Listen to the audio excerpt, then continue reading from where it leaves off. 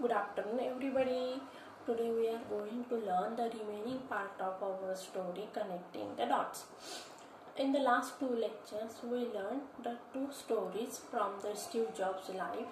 Now we are going to learn the remaining one, that is the third story. So students, open your textbook and listen very carefully.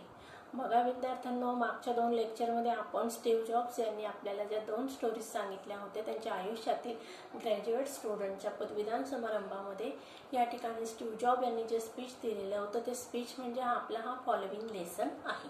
या लेसनमध्ये Steve Job यांनी आपल्याला बऱ्याचशा महत्त्वाचे असे एक मुद्दे सांगितलेले आहेत. त्यांचं म्हणणं आहे की आपण ज्या काही गोष्टी आपल्या आयुष्यामध्ये करत असतो त्या करताना आपल्याला इंटरेस्ट असलेल्या गोष्टी आपण करायच्या आहेत किंवा शाळा आणि कॉलेजमध्ये आपण जे काही शिक्षण घेत असतो त्या शिक्षणाचं प्रॉपर युटिलायझेशन आपल्याला करता आलं पाहिजे. त्यालाच त्यांनी काय म्हटलेलं आहे, कनेक्टिंग द डॉट्स टुगेदर. आता या ठिकाणी स्टीव्ह जॉब यांनी रीड कॉलेजमध्ये ॲडमिशन घेतलं, पण त्या ठिकाणी त्यांना जे लेक्चर्स करायचे होते ते आवडत नव्हते आणि जे लेक्चर्स म्हणजे कंपल्सरी जे लेक्चर्स होते ते लेक्चर्स स्टीव्ह जॉब यांना अजिबात आवडत नव्हते. आणि त्यानंतर मग त्यांनी पुढचे 18 महिने फक्त आवडणारे लेक्चर्स केलेले आहेत आणि या आवडणाऱ्या लेक्चर्सचा उपयोग त्यांना कॅलिग्राफीच्या एज्युकेशनमध्ये झालेला आहे. त्यानंतर त्यांनी मॅक हे कम्प्युटर तयार केलेलं आहे. त्याचबरोबर त्यांनी आपल्या मित्राबरोबर ॲपल ही कंपनीची स्थापना केली की जी 20 बिलियन करोडचा व्यवसाय करत होती. पण अनफॉर्च्युनेटली त्यांना त्या कंपनीतून फायर करण्यात आलेलं आहे. त्यानंतर त्यांनी अपयशी न होता किंवा या ठिकाणी कुठल्याही प्रकारे त्यांच्या आयुष्यामध्ये प्रॉब्लेम आलेले आहेत तरी त्या प्रॉब्लेममध्ये गुरफटून न जाता स्टीव्ह जॉब यांनी पुढील आयुष्यात नवीन काहीतरी करण्याच्या उमेदीने ते उभे राहिलेले आहे. ज्याप्रमाणे राखेतून फिनिक्स पक्षी परत जिवंत होत असतो त्याचप्रमाणे स्टीव्ह जॉब यांनी एवढी मोठी जी कंपनी स्थापन केली होती त्याचे CEO असताना त्यांना त्या कंपनीतून काढून टाकण्यात आलेलं होतं. या ठिकाणी निराश न होता स्टीव्ह जॉब यांनी पुढच्या 5 वर्षामध्ये विद्यार्थ्यांना 2 कंपन्यांची निर्मिती केली. एक होतं नेक्स्ट आणि दुसरी होती पिक्सर. आता नेक्स्ट या कंपनी पुढच्या 5 वर्षामध्ये 2 कंपन्यांची निर्मिती करणं it is not a joke.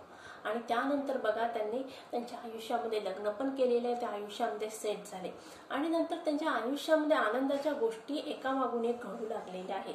आता ही जी त्यांची नेक्स्ट कंपनी होती तिला ॲपलने विकत घेतलेलं आहे. म्हणजेच मग त्या ठिकाणी ते ॲपल या कंपनीचे परत CEO झालेले आणि नेक्स्ट या कंपनीमध्ये त्यांनी जे काही रेव्होल्युशन आणलेलं होतं ते रेव्होल्युशनच्या मदतीने त्यांनी ॲपलमध्ये नवीन अशा गोष्टी किंवा ॲपलचं पुनर्स्थापना केलेली आहे. आता बघूया, म्हणजेच या ठिकाणी स्टीव्ह जॉब यांनी आपल्याला एक मेसेज दिलेला आहे की आपल्याला आवडतं त्या गोष्टी आपल्याला आयुष्यामध्ये करायच्या आहे. त्यातून आपल्याला आपलं फ्युचर आपल्याला ठरवायचं आहे की मला या गोष्टीमध्ये इंटरेस्ट आहे, मी ती गोष्ट करणार आहे. आणि नंतर पहिल्या स्टोरीमध्ये काय सांगितलं मेसेज त्यांनी, तुम्हाला आवडणाऱ्या गोष्टी त्या तुम्ही तुमच्या आयुष्यामध्ये करा. ते तुमचं त्या ठिकाणी तुमचं ते टार्गेट ठरवा किंवा तुमचं गोल ते ठरवायचं आहे. आणि त्यानंतर मग स्टीव्ह जॉब यांनी सेकंड स्टोरीमध्ये काय मेसेज दिलेला आहे की आपण आपल्या आवडत्या गोष्टीचं टार्गेट ठरवलेलं आहे किंवा आपलं ते गोल आयुष्यातील ध्येय ठरवलेलं आहे आणि ते प्राप्त केल्यानंतर तुम्हाला आयुष्यामध्ये चढ उतार येणार आहे, प्रॉब्लेम येणार आहेत, पण त्या प्रॉब्लेम्समधून सुद्धा तुम्हाला न डगमगता खंबीरपणे उभं राहायचं आहे. पुढील आयुष्यामध्ये नवीन काहीतरी शोधून पुन्हा स्थिर स्थावर व्हायचं आहे. चला तर मग आता आपल्याला तिसरी स्टोरी बघायची आहे.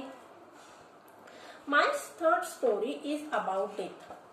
आता तिसरी स्टोरी, पहिल्या स्टोरीमध्ये त्यांनी त्यांचं कॉलेज लाईफचं वर्णन केलेलं आहे, दुसऱ्या स्टोरीमध्ये त्यांनी त्यांच्या आयुष्यातील बिझनेस लाईफचं वर्णन केलेलं आहे आणि फॅमिली लाईफचं वर्णन केलं आहे थोडक्यामध्ये. आता तिसऱ्या स्टोरीमध्ये त्यांनी मृत्यूबद्दलची म्हणजे स्टीव्ह जॉब यांच्या आयुष्यामध्ये आलेल्या फिजिकल प्रॉब्लेमबद्दल त्यांनी आपल्याला सांगितलेलं आहे. About a year ago I was diagnosed with cancer. 1 वर्षापूर्वी काय झालेलं आहे बघा, स्टीव्ह जॉब यांचे जे डॉक्टर होते त्यांनी निदान केलं की त्यांना कॅन्सर झालेला आहे. My doctor advise me to go home and get my affairs in order which is doctor's code for prepare to die. मग या ठिकाणी स्टीव्ह जॉब यांच्या डॉक्टर यांनी त्यांना काय सल्ला दिलेला आहे की त्यांनी आता घरी जाऊन म्हणजे कुठल्याही प्रकारचा व्यवहार किंवा बिझनेसमध्ये डेव्हलपमेंट न करता आपलं उरलेलं आयुष्य आनंदाने जगायचं आहे. आयुष्यातील ज्या गोष्टी ते एन्जॉय करू शकले नाही त्या गोष्टी एन्जॉय करा आणि त्यांचा बिझनेस जो आहे तो कायदेशीर मार्गाने त्याची व्यवस्थित आपल्या बिझनेस पुढे म्हणजे त्यांच्या कुटुंबाच्या नावाने व्यवस्थित जे काही करायचं आहे, पैसा अडकायची ती सोय लावा, असा सल्ला त्यांच्या डॉक्टरांनी त्यांना दिला. I live with that diagnosis all day. आता कुठल्याही माणसाला अचानकपणे समजलं की आपल्याला कॅन्सर झालेला आहे तर ती व्यक्ती आनंदाने नाचणार का? नाही. तर तिला प्रचंड प्रमाणात त्रास होणार आहे की माझ्या आयुष्याचे किती दिवस राहिलेले आहे, कॅन्सर कुठल्या स्टेपला आहे, त्याचं निदान होऊ शकतं की नाही, first step, second step, third step, दुर्मिळ कॅन्सर आहे का, अशा वेगवेगळे प्रश्न स्टीव्ह यांच्या आयुष्य म्हणजे मनामध्ये पण येत होते आणि संपूर्ण दिवसभर ते फक्त ते आजाराबद्दलच विचार करत होते. Later that evening I had a biopsy. आणि त्यानंतर मग डॉक्टरांनी त्यांची बायोप्सी केली. आता या ठिकाणी बायोप्सी म्हणजे अशी प्रोसेस असते की ज्या ठिकाणी त्या पेशी शोधून काढल्या जात असतात. बघा या ठिकाणी बायोप्सीचा अर्थ आहे the process of removing the amount of tissues to discover illness. म्हणजे आपल्या शरीरातील अशा पेशी शोधून काढल्या जात असतात की ज्यामध्ये कॅन्सरच्या त्या पेशी आहेत, म्हणजे ज्या पेशींमध्ये कॅन्सरने शिरकाव केलेला आहे अशा पेशी शोधून काढण्याचं काम बायोप्सीमध्ये केलं जात असतं. मग डॉक्टरांनी या ठिकाणी स्टीव्ह जॉब्स यांची बायोप्सी केली. It turn out to be a very rare form of pancreatic cancer that is curable with surgery. मग त्या ठिकाणी त्या बायोप्सीचा रिझल्ट काय आलेला आहे बघा, to be a very rare form of pancreatic cancer. म्हणजे त्यांना एक कॅन्सर झालेला होता, तो खूप दुर्मिळ होता, पण that is curable with surgery. पण हा कॅन्सर जो असा होता त्यांना झालेला तो सर्जरी म्हणजे शस्त्रक्रिया करून त्या पेशी त्यांच्या शरीरातून नष्ट केल्या जाऊ शकत होत्या. I had the surgery and I am fine now. बघा मग स्टीव्ह जॉब यांनी काय सांगितलं, मग माझी सर्जरी करण्यात आली आणि मी आता तुमच्या समोर व्यवस्थित धडधाकट आहे. This was the closest I have been to facing death and I hope it's the closest I get for a few more decades. आता काय सांगितलंय बघा स्टीव्ह जॉब यांनी, this was the closest I have been to facing death. म्हणजे मी मृत्यूला भेट देऊन आलेला होतो, मृत्यू त्यांनी साक्षात अनुभवलेला होता. And I hope it's closest I get for a few more decades. आणि पुढचे काही शतक माझ्यासाठी हा एक अनुभव असणार आहे, अतिशय जवळचा असा अनुभव असणार आहे. Having live through it I can now say this to you. म्हणजे मी आयुष्यामध्ये सगळ्या गोष्टींचा अनुभव घेतला, आयुष्यात शिक्षण घेतलेलं आहे, आयुष्यात चढउतार बघितले, यशस्वी झालो आणि त्यानंतर साक्षात मृत्यूला भेटून मी परत आलेलो आहे. मग या ठिकाणी स्टीव्ह जॉब्स काय सांगत आहे, I can now say this to you. मी तुम्हाला एक गोष्ट सांगणार आहे. कुठली गोष्ट बघा, your time is limited so don't waste it living someone else life. या ठिकाणी स्टीव्ह जॉब यांनी काय सांगितलेलं आहे, युअर टाइम इज लिमिटेड. म्हणजे तुमच्याकडे जी वेळ आहे, तुम्हाला जे देवाने आयुष्य दिलेलं आहे ते कसं आहे, लिमिटेड आहे. आणि आपल्याला काय करायचं आहे, ते वाया घालवायचं नाही आहे. जे आयुष्य आपल्याला मिळालेलं आहे, don't waste it living someone else life. आणि दुसऱ्याचं आयुष्य आपल्याला म्हणजे आपण आपलं आयुष्य रिकामं वाया घालवायचं नाही आहे. म्हणजे आयुष्यामध्ये आपल्याला काहीतरी करत पुढे जायचं आहे. Don't be trapped by dogma, which is living with the results of other people's thinking. Don't let the noise of others' opinions drown out your own inner voice. आता या ठिकाणी बघा स्टीव्ह जॉब यांनी आपल्याला एक मेसेज दिलेला आहे. काय सांगितलेलं आहे, don't be trap by dogma. Trap by म्हणजे काय, तुम्ही फसू नका. कशात फसायचं नाही आपल्याला. डॉगमा म्हणजे belief or a set of beliefs held by a group or an organization which others are expected to accept without argument. म्हणजे बघा आपल्या समाजामध्ये किंवा सोसायटीमध्ये असे काही नियम्स असतात किंवा रूल्स असतात की जे तयार केले गेलेले असतात आणि आपल्याला पण सांगण्यात येत असतं की आपण समाजाने किंवा सोसायटीने जे काही नियम तयार केलेले आहेत ते नियम तुम्हाला स्वीकारायचेच आहेत किंवा ते तुम्हाला स्वीकारावेच लागतील. त्या ठिकाणी तुम्ही कुठल्याही प्रकारचं प्रश्नचिन्ह त्या ठिकाणी उभं करायचं नाहीये किंवा हे असं का असं अजिबात म्हणायचं नाहीये. त्याला या ठिकाणी स्टीव्ह जॉब्स यांनी डॉगमा ही कन्सेप्ट वापरलेली आहे. मग स्टीव्ह जॉब्स यांचं काय म्हणणं आहे बघा, मग आपल्याला त्या कन्सेप्टमध्ये किंवा त्या समाजाच्या नियमांमध्ये अडकून पडायचं नाहीये. Which is living with the results of other people's thinking. आणि ते समाजाने बनवलेली जी चौकट आहे ती चौकट म्हणजे काय बघा मग, the results of other people's thinking. बाकीच्यांनी विचार करून तयार केलेली जी चौकट आहे ते बंधन आहे आणि आपल्याला त्या बंधनामध्ये अडकून पडायचं नाही आहे. Don't let the noise of others opinions drawn out your on inner voice. म्हणजे बाकीच्यांनी जे काही मतांतरे मांडलेली आहे त्या मतांचा स्वीकार करायचा आणि आपल्या अंतर्मनातील प्रेरणा किंवा आपल्या अंतर्मनातील विचार आपल्याला त्या ठिकाणी झाकून टाकायचे नाही. म्हणजे या ठिकाणी विद्यार्थ्यांनो स्टीव्ह जॉब यांनी आपल्याला काय मेसेज दिलेला आहे की प्रत्येकाने आपल्या अंतर्मनातील आवाज ऐकायचा आहे. मला काय करायचं आहे हे मी ठरवणार आहे आणि त्यासाठी मी माझ्या पालकांचं गाईडलाईन किंवा गायडन्स घेणार आहे. पण या ठिकाणी दुसऱ्यांनी डिसाईड करायचं आणि मी ते फॉलो करणार असं न करता आपण आपले स्वतःचे विचार, आपल्या मनातील भावना विचार ऐकून घेऊन त्यानुसार आपण वागायचं आहे, आयुष्यामध्ये यशस्वी व्हायचं आहे. And most important, have the courage to follow your heart and intuition. आणि सगळ्यात महत्वाचं म्हणजे आता या ठिकाणी बघा आपल्याकडे धैर्य पाहिजे. आपल्या मनातील जे काही विचार आहेत किंवा अंतर्प्रेरणा आहे त्या प्रॅक्टिकली आपल्याला फॉलो करण्यासाठी आपण तेवढे धाडसी पाहिजे आहे. मग या ठिकाणी काय सांगितलंय बघा स्टीव्ह जॉब यांनी, दुसरी महत्वाची गोष्ट म्हणजे काय मग, have the courage to follow your heart and intuition. तुमच्यामध्ये तेवढं धैर्य पाहिजे कुठल्या गोष्टीसाठी फॉलो करण्यासाठी. काय फॉलो करायचं आपल्याला, इंट्युशन म्हणजे तुमच्या मनातील विचार आणि अंतःप्रेरणेने जे काही तुम्हाला सांगितलेलं आहे त्या गोष्टी तुम्हाला फॉलो करता आल्या पाहिजेत. बघा शेवटचा पॅसेज आहे,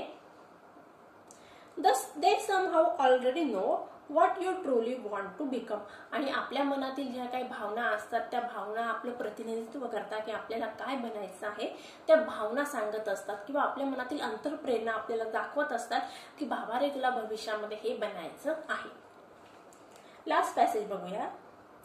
When I was young, there was an amazing publication called The Whole Earth Catalog.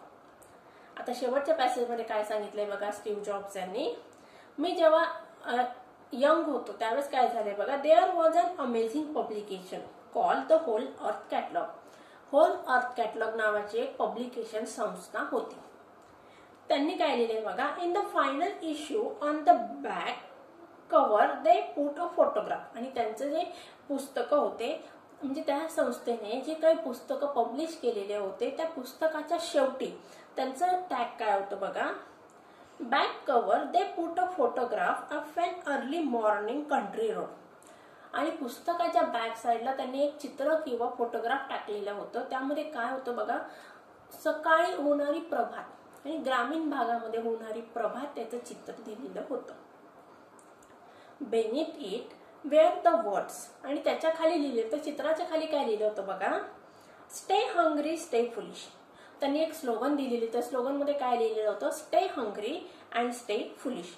आता स्टे हंग्री म्हणजे काय, नेहमी उपाशी राहायचं. शब्दशः अर्थ सांगते मी तुम्हाला विद्यार्थ्यांना. आणि स्टे फुलिश म्हणजे काय, नेहमी मूर्ख बनायचं असा याचा शब्दशः अर्थ होतो. आता नेहमी उपाशी राहायचं म्हणजे काय, तुम्ही म्हणाल मॅडम आम्ही जेवण नाही करायचं का आणि मूर्खासारखं वागायचं का, तसं नाही होत विद्यार्थ्यांना. हा झाला शब्दशः अर्थ. तर या ठिकाणी आपल्याला बघा मिनिंग दिलेलं आहे. स्टे हंग्री म्हणजे काय, always keep wanting something more and something new. म्हणजे आपल्याला आयुष्यामध्ये नेहमी धडपड पाहिजे, जिद्द पाहिजे की मला नवीन काहीतरी शिकायचं आहे. म्हणजे शिकण्यासाठी. हंग्री म्हणजे काय, उपाशी असणे. उपाशी कशासाठी राहायचं, ज्ञानासाठी. ज्ञानासाठी आपण अदाशी राहिलं पाहिजे की नवीन नवीन गोष्टी आपण शिकल्याच पाहिजे. आपण एका विशिष्ट स्टिरियोटाइप मध्ये बंधून नाही घ्यायचे, स्वतःला बांधून घ्यायचं नाहीये की माझं कॉलेजचं शिक्षण पूर्ण झालेलं आहे, आता मी आयुष्यामध्ये सगळं मिळवलेलं आहे.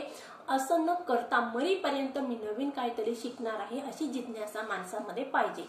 आणि या ठिकाणी स्टे फुलिश म्हणजे काय मग बघा, माणूस एकदा हुशार झाला की त्याच्यामध्ये गर्व येत असतो, अहंकार येत असतो, मला सर्व येतं असं त्याला वाटत असतं. पण कुठलाही मनुष्य परिपूर्ण नसतो. 64 कला ज्या आहेत किंवा नॉलेज जे आहे ते प्रत्येक माणसाला सहजासहजी प्राप्त होईल असं नाहीये. तर या ठिकाणी माणसाने नेहमी मला काही येत नाही या गर्वामध्ये म्हणजे या अविर्भावातच राहायचं आहे की मी मूर्ख आहे, मी अज्ञानी आहे आणि त्यासाठी मला कायम नॉलेज किंवा ज्ञान मी ग्रहण करणार आहे असा दृष्टिकोन त्याचा पाहिजे. It was their farewell message as they signed off. I have always wished that for myself. मग या ठिकाणी स्टीव्ह जॉब्स काय सांगत आहे, आणि हा मेसेज मी नेहमी माझ्या स्वतःसाठी फॉलो केलेला आहे. म्हणजे मी आयुष्यामध्ये नेहमीच नवीन काहीतरी शिकण्यासाठी धडपडत राहिलेलो आहे. माझी ज्ञान ग्रहण करण्याची जिज्ञासा मी कायमस्वरूपी काय ठेवलेली, प्रज्वलित ठेवलेली आहे. And now as you graduate to begin a new. आता या ठिकाणी बघा स्टीव्ह जॉब्स काय सांगत आहे, तुम्ही विद्यार्थ्यांना आता ग्रॅज्युएट झालेले आहात, तुम्हाला पदवी मिळालेली आहे, आता तुम्ही न्यू म्हणजे काय, तुम्ही तुमचं नवीन आयुष्य सुरू करणार आहात. I wish that for you stay hungry and stay foolish. आणि मी तुम्हाला काय सांगते आहे, मग तुम्ही सुद्धा आयुष्यामध्ये ज्ञान मिळवण्यासाठी नेहमीच अदाशी राहा आणि नेहमीच नवीन गोष्टी शिकण्यासाठी तत्पर राहायचं आहे. असा हा सुंदर मेसेज या ठिकाणी स्टीव्ह जॉब यांनी आपल्याला त्यांच्या लेसनच्या माध्यमातून दिलेला आहे. आणि या ठिकाणी त्यांच्या आयुष्यातील ज्या 3 गोष्टी आपल्याला सांगितलेल्या आहेत, त्या 3 गोष्टी खरंच विद्यार्थ्यांना खूपच प्रेरक आहे. आणि आपल्याला आता आपलं पुढचं आयुष्य जगण्यासाठी या लेसनच्या माध्यमातून विद्यार्थ्यांना तुमच्यासाठी एक छान अशी स्टोरी होती की या स्टोरीमधून तुम्हाला शिकायचं आहे. आयुष्यामध्ये काहीतरी मिळवायचं असेल तर जिद्द पाहिजे, धडपड पाहिजे. प्रॉब्लेम्स येत असतात, पण त्या प्रॉब्लेम्सला आपल्याला फेस करायचं आहे, त्यातून सर्वाइव्ह व्हायचं आहे, यशस्वी व्हायचं आहे. आणि यशस्वी झाल्यानंतर सुद्धा जर आपण अपयशी झालो त्या ठिकाणी खचून जायचं नाही. आणि त्याचबरोबर फिजिकल प्रॉब्लेम म्हणजे आरोग्याच्या दृष्टीने पण प्रॉब्लेम आपल्या आयुष्यात येत असतात. म्हणजे जन्म आणि मृत्यू हे वास्तव आहे, सत्य आहे. मग आपल्याला मृत्यूची भीती न बाळगता आपल्याला आयुष्यातील आपलं कर्तव्य पूर्ण करायचं आहे.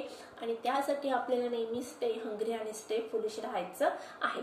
अशा प्रकारे विद्यार्थ्यांना मला वाटतं तुम्हाला सगळ्यांना हा लेसन समजला असेल. आता येणाऱ्या पुढच्या लेक्चरमध्ये आपल्याला वर्कशॉप कंप्लीट करून घ्यायचं आहे. So students take care and good bye.